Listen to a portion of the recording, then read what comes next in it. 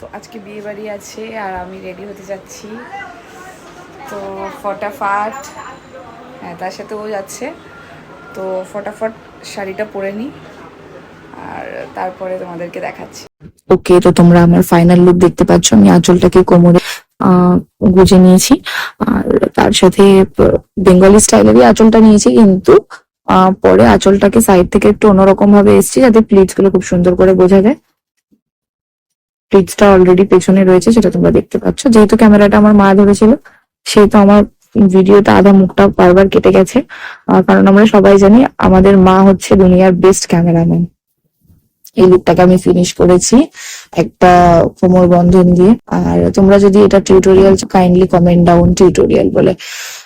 আর সত্যি লুকটা এত ভালো ছিল যে বিয়ে বাড়িতে সবাই আমাকে জিজ্ঞেস করেছিল যে আমি কি করে এই শাড়িটা পরেছি। ওখানের মধ্যে সব থেকে আলাদা শাড়ির স্টাইল আমারই ছিল, সেই কারণে আমি একটু বেশি হাইলাইট হয়ে গেছি। তোমরাও কিন্তু যে কোনো বিয়ে বাড়ি, যে কোনো জায়গায় এই ধরনের শাড়ি পরে যেতে পারো। আর যে কোনো ধরনের শাড়িতে তোমরা ডিজাইন মানে স্টাইলটা করতে পারো।